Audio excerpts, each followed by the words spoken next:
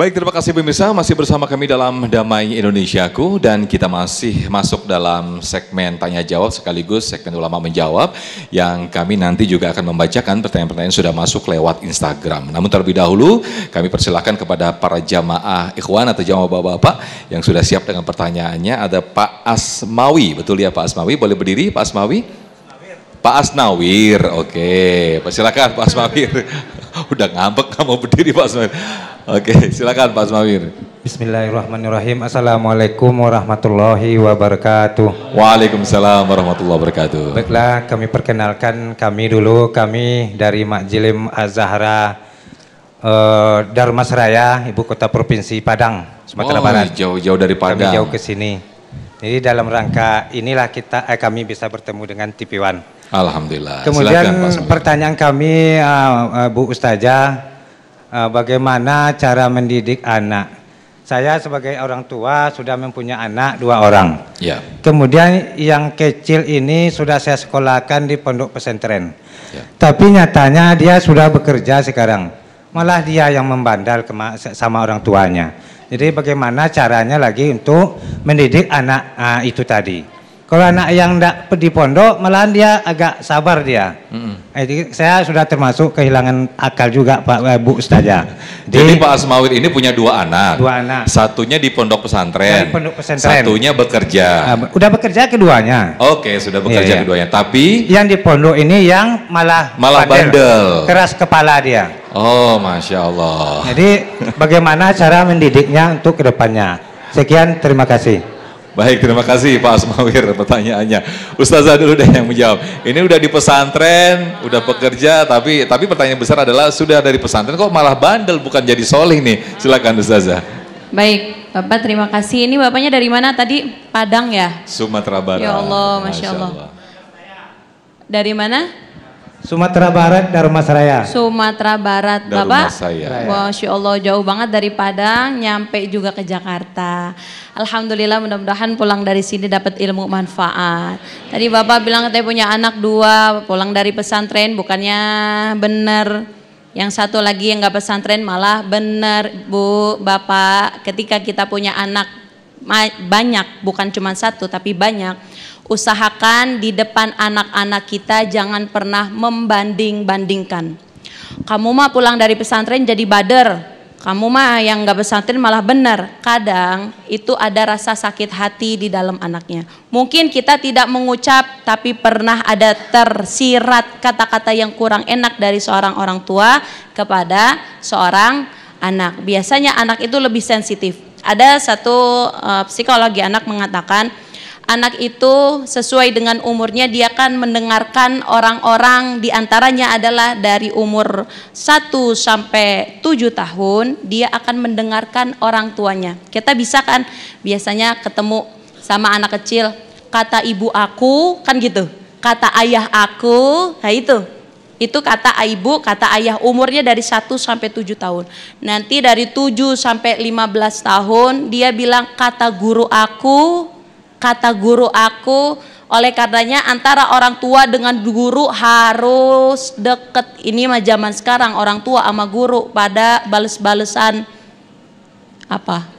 Bales-balesan apa? Bales-balesan sindiran. Banyak anak yang gak berhasil gara-gara tidak ada kesinambungan antara orang tua sama guru.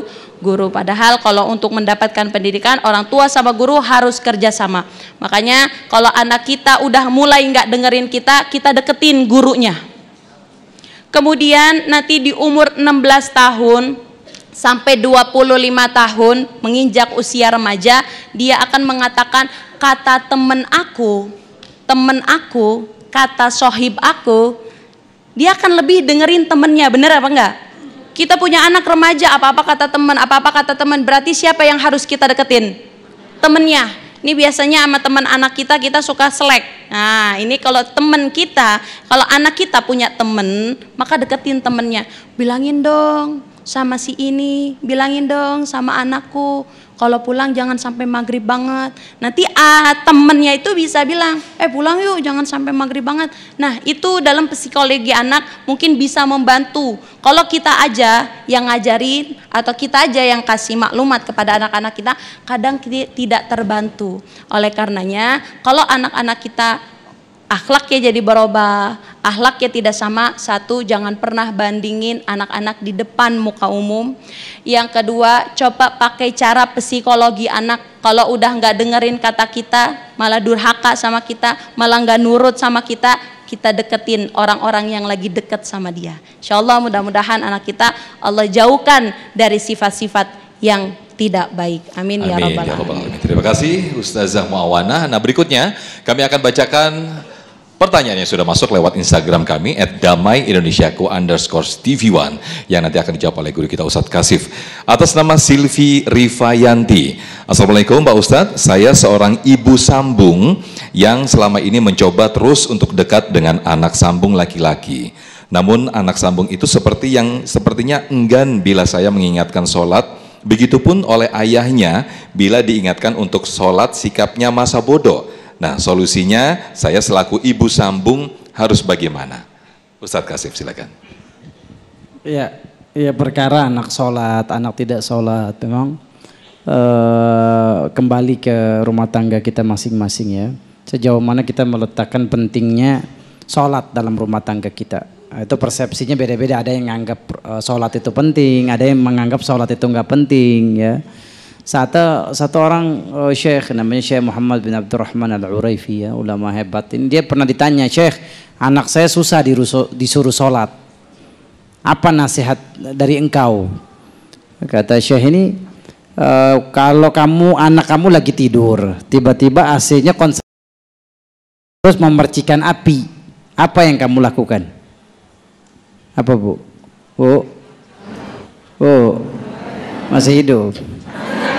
Wow, saya buru-buru tuh Syekh. Saya tarik bajunya, saya tarik rambutnya biar keluar kamar, biar gak kebakaran, biar gak kena api, biar dia gak kena bahaya. Nah, begitupun sholat. Kalau anakmu gak sholat kan masuk neraka, dan neraka Allah 70 kali dari api dunia.